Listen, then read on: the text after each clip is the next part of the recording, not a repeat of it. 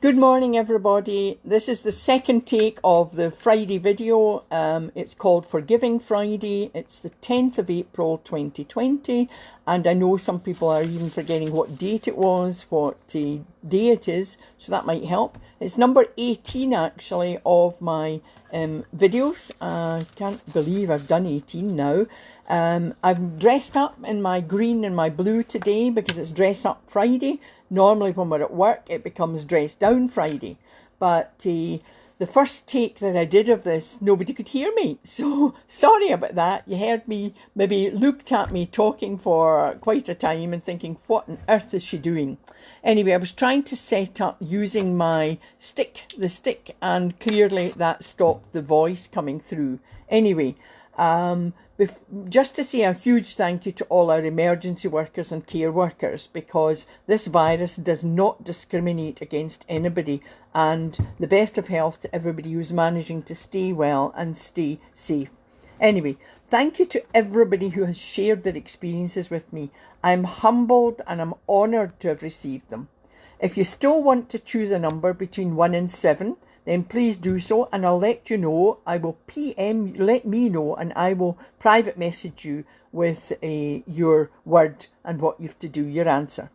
Thank you again from my friend Nisa in Oz, who shared a very apt poem for today, and the gist of it was, life is too short, don't hold grudges, laugh when you can, apologise when you should, and let go of what you can't change. Thanks, Nisa, and stay safe, everybody in Oz.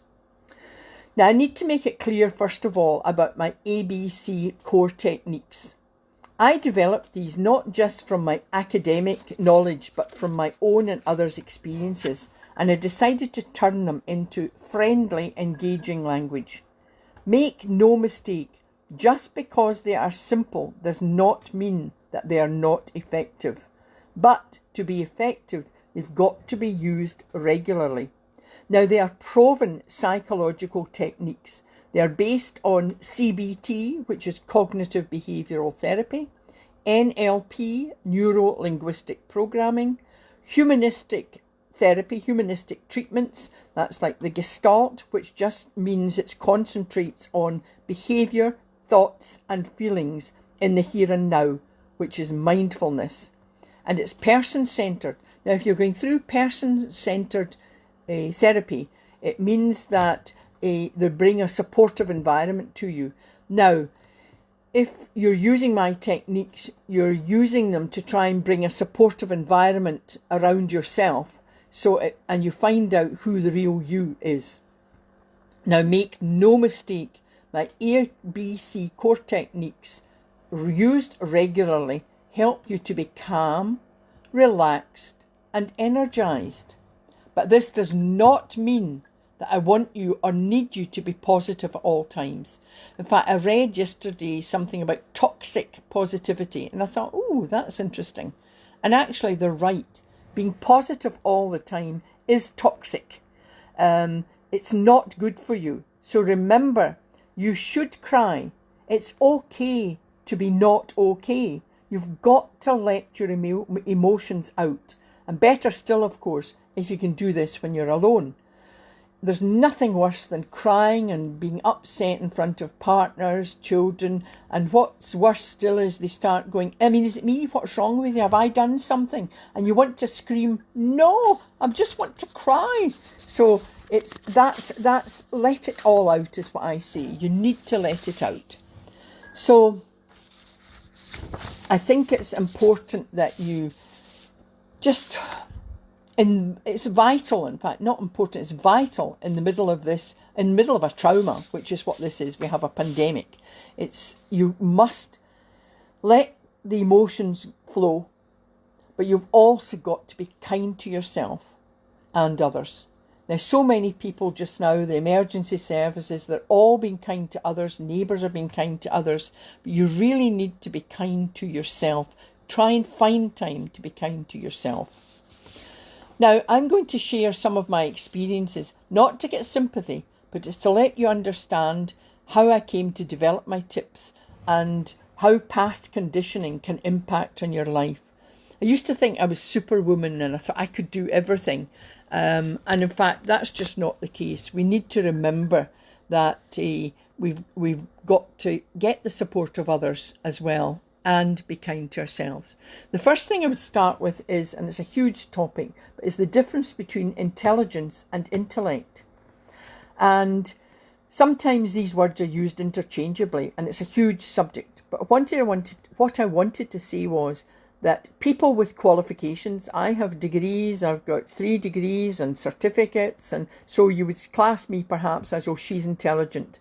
That does not mean that I have intellect. I hope I have intellect. From feedback, I believe that I do, because people with just qualifications have the intelligence, but a lot of them do not have intellect. And what it means is that you're open-minded. People who have intellect are open-minded. They use their intuition. Now, I have a funny story here because I do use my intuition, and things have often gone wrong for me, more times than I care to remember. And people will say to me, oh, where was your intuition then? Now, if you look back, and I did at these times when they said this, I thought, do you know what? My intuition was right. I just didn't follow it. I followed my head. Have you had moments like that? And you think, oh, I wish I'd gone with my gut feeling. So there are times where really your intuition, you forget it, and you really should be drawing on that. So intellect cuts across everybody. It does not mean people without qualifications. People without qualifications can have intellect. I know there's a lot of focus on qualifications. We have to have qualifications for certain jobs. That's a given now. But many people, chairmen, directors, people of companies, may have all these qualifications. They're in the top job, but they don't have intellect. They aren't open-minded. They aren't open to others. They're probably not self-aware either. So what I'm asking you to do is never dismiss somebody just because they don't have qualifications. Sometimes I've had students say to me, oh, I'd love to join you and maybe your company, but I don't have the qualifications. Well, I would look for people with life experience, people who have experienced things and actually have intellect, are open-minded and can think out of the box, and they're creative as well. Now, another thing I'll share with you here is that I'm actually introverted. Now, you're probably all laughing, going, that's rubbish. But actually, I'm introverted. I might appear extroverted, but that's not true. What I'm able to do is that because I'm able to give talks, people think, oh, well, she's extrovert. But actually, that's not what I'm meaning. When I'm able to give talks, I give them because I'm passionate about what I'm talking about. And there's nothing better than being passionate. And sometimes, of course, I'm so passionate that I can talk for hours.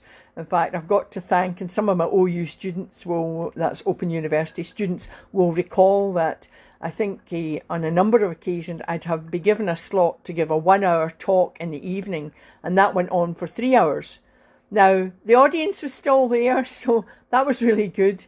And I didn't close the doors, so it's not as if they could escape if they wanted to. So for that, I'm thanks. And I've made lots of connections with these students over the years. And it's absolutely fabulous. So the next thing I wanted to talk about myself is that I try to have a smile on my face all the time. But please do not confuse this with me being happy all the time. No one wants to be with somebody all the time that's complaining. There's nothing worse if somebody's going through a bad time and you're meeting for coffee. Maybe you've met regularly and you think, oh, here she goes again, talking about the divorce, talking about the breakup with her partner or whatever. But, it's interesting that I think you've got to try and be as upbeat as you can. But it doesn't mean that I don't cry. Oh, I can sob uncontrollably. And I'll talk about that later, how we can stop doing that in public. It's not very good if you fall about in public crying. So the next thing I have is that I lack confidence. Now, it used to be quite bad, but I'm not good at promoting myself either. And I don't know whether that's kind of a Scottish thing, but sometimes we've been brought up, certainly I was brought up, who's going to listen to you? You're not going to do anything with yourself, So what they forgot was I was told that I would make nothing of my life. And that's one of the things. It's a red rag to a bull. I suddenly thought my bloody minded gene kicked in, and I thought, how dare you? You tell me I can't drive that HGV lorry. By gum, I'll show you how I can drive that HGV lorry. So it's how I got on my academic career. Now, it's just because I liked researching, actually. I liked doing things and reading about things.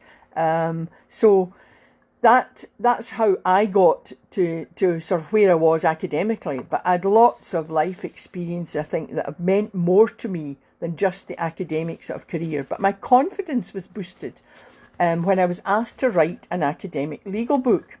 And more recently, I've written 2 or 3 books over the last couple of years on strategic leadership and global logistics and the legal aspects and procurement. All of these, when I was approached by the publishers to write them, I thought, who, me? No, I don't think so. So I had to phone a friend, actually, and I said to him, I can't do this. He said, what do you mean you can't do it? They've asked you. So I thought, right, so they have. So they said, send in a piece of your work. So it was, I don't know, a couple of A4 pages.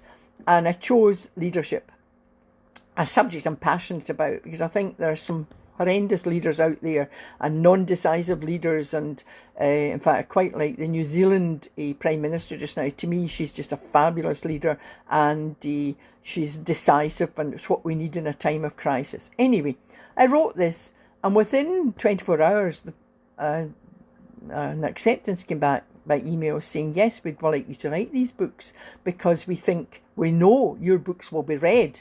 They're in user-friendly language. So I thought, this boosted me then to write my own books. Now that comes to the next point, and I'm not sure whether it's a British thing, Scottish thing or whatever, but there's always somebody there that wants to bring you down. Now, whether it's to bring you down to earth, but I had comments. I was so proud of the publication of my first book, and I thought, people were coming up to me going, who would read your book? I could write a book. And eventually I was taken aback, so I didn't have comments right away to respond to them. But I got a hardened shell, and when I was approached one day by somebody who said, who would want to read your book? I turned around and said, because I wrote it. And I thought, I didn't want to appear arrogant, but it got me down. And then another person said, I could have written that book. So I just turned to them and I said, well, why don't you? Who's stopping you? And of course they say there's a book in everybody, and there is, but you have to be disciplined and write it down. And I must say that when you're writing, this got me to writing my other personal books, and when you're writing a personal book, you start thinking as you're writing, who would want to read this? It's either maybe too far-fetched, or it seems a bit mundane, and you think, other people's lives will be worse than mine, Anyway, the hardest book that I had to write was, and I have written it, it's The Weight of Emptiness, due to be published soon. And this was following the death of my gorgeous creative son to suicide. It was very challenging, not just having lost him and writing about him, but I'd actually to look back and wonder if I'd been a good mum. Could I have done better? Well, I had to remind myself, and I tried to remind others who are parents when they feel they're failing. I say, look, you're doing the best you can with the tools you have at the time. There's no university for parenthood. Although I remember my son saying to me once, I wish there was, or there might be better parents around. But please remind yourself you're doing the best you can with the tools you have at the time. So self-reflecting when I was writing this book also got me thinking about my first book, The 7 Attributes for Success. And I realised that needed to be slightly more user-friendly as well, a bit more catchy title. And I also identified, I suppose, that the people who cope best with life have resilience and courage. So this is the title of my new book, which has, again, it's gone in for manuscript, it's been submitted, and hope to publish it soon. And I am getting better at promoting myself because these books are good. So resilience and courage, that's the key to endurance, the key to enduring every day. We don't want to be victims, we don't want to be survivors, we want to endure in the best way we can. So my aim with my ABC core techniques And everything I write is to help you realize your true potential. But only you can do it. I can't do it for you. You must do it. And you can only do it if you're using and practicing the tips. Now, I hope that sharing some of myself has helped, because I believe that sharing is caring and helps healing. Never forget that whether your trauma has been less than mine or more than mine, it's your trauma. And it doesn't matter how little a thing is. If it's big to you, then it's your trauma. So never put yourself down or think, oh, you know, they've suffered more than me. Everybody suffers things in their own way.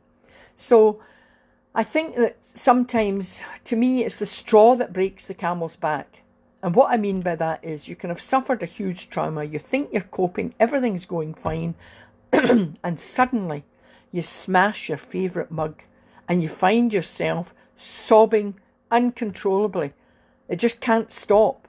Now, that's fine. I use a technique because we don't want to be sobbing uncontrollably in the supermarket when maybe a bit of music triggers something for you and people are concerned and you wish the earth would swallow you up. I use a technique called red door, blue door. And it was my daughter reminded me about that when I was giving a tribute to Bruce at the celebration of his life.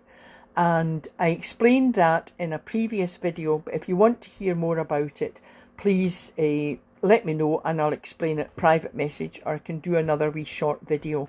But it's when you use your brain, your cognition, your emotions can't rise. It's as simple as that. The two don't sort of work together. So I hope that you're finding all my techniques useful, and I hope that you are, well, I suppose, just using them. And if we go back now to sort of Forgiving Friday, I want you today to forgive yourself and forgive others who have hurt you. You might have been bullied, you've been treated badly, you've been abused physically, emotionally, mentally. I know my son couldn't get over things. He used to say to me, how do you manage? I said, because you have to forgive. Now, forgiving does not mean forgetting. But if you don't forgive and let go, then that's going to rule your life. These people who have hurt you are going to rule your life and impact on your life and all the experience you have. Please let them go. So for forgiving, it's a bit difficult to see, tongue twister. For Forgiving Friday, we're going to do my ABC core techniques. And for the A, you're going to say, I forgive myself. I am kind to myself. Now, this is not being selfish. Past conditioning does a lot to us. We're told that, don't talk about yourself, don't think about yourself. But in fact, if you don't think about yourself and you don't love yourself, how are you going to manage coping with loving other people? So the first and foremost, I am kind to myself. I forgive myself. I care for myself. If you can go as far as saying, I love myself, then that is absolutely fabulous. Now, B is for breathing. So you've got to do your deep breathing technique. And remember, that's from the diaphragm, from the tummy. So you have to take a deep breath in, pushing your tummy out. 1, 2, 3, do it to the count of 3. Then you hold and then you let it go. And the C is for creative imagination. You're going to use your imagination creatively. And for this Forgiving Friday, we're going to do my ribbon exercise. Now, I call it my balloon or ribbon exercise, but some people don't like balloons. Children sometimes are frightened of balloons because maybe it's been burst in front of them. So, and also, although it's an imaginary balloon, balloons can be bad for the environment, and we want to be eco-friendly. So I'm calling it my ribbon exercise. So I want you all to sit comfortably, your back straight but comfortable. I want you to take a deep breath in to the count of 3. 1, 2, 3. And hold. And then exhale. Now take another deep breath in to the count of 3. Hold. And then exhale. So you're breathing in through your mouth, through your nose, and then exhaling through your mouth. So now close your eyes. And as you take a deep breath in, I want you to think of someone or something that has hurt you. This is a bit counterintuitive, but I want you to experience that pain. Let it invade your head so that you feel as if your head is going to explode. And it's hurting. Now, without thinking, I want you to choose a colour. Immediately choose a colour. And I want you to take a ribbon of that colour, and I want you to wrap it round this pain, round this hurt, so tightly it's not going to escape. Now take a deep breath in, and as you exhale, I want you to let the ribbon go. Let it unravel. Let it float. Let it blow away in the wind. You can see it high in the sky. It's gone. Now, as it floats away, I want you to say, I let it go. I let it go. Now take another deep breath in. And as you exhale, say again, I let it go. I let it go. And finally, say, it is gone. The pain is gone. And you can open your eyes. If you feel all tight, you can stretch, just relax yourself. Now, anytime you feel pain or hurt rising, you can do this exercise. What was that? A minute perhaps, minute and 2. My Mind Bites meditations are all about under 2 minutes, 2 to 3 minutes. And we do have time every day to do that. So please use the balloon or use the ribbon. But I want you to let me know the colour you chose. Now the colour is to be quick. So let me know the colour, and I will private message you with, well, what it means, what the colour means, and maybe what you can do, and a solution that you can have that can help you next time round. We're hurt in various situations, and it is very difficult. Life is difficult, and the pain we experience is unbearable. I use this exercise, obviously, frequently, and it does help. So, thank you for listening. I know this is like the second time round. I've deleted the other video where I don't think anybody heard anything. It seemed to be just watching me move my lips. Hopefully you've heard me this time.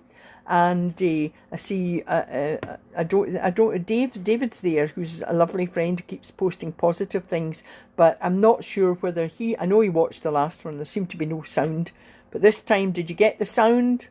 Yes. Hopefully.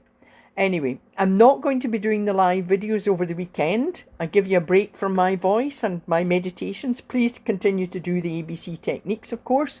And I want you to have a great weekend. It is Easter weekend. It will be different probably from any other weekend we've experienced. But I hope I'm inspiring you with these challenging times, in these challenging times we have. So I will be back on Monday, and I'm going to call it Marvellous Monday. So have a great weekend, and I'll speak to you again on Monday. Okay, bye.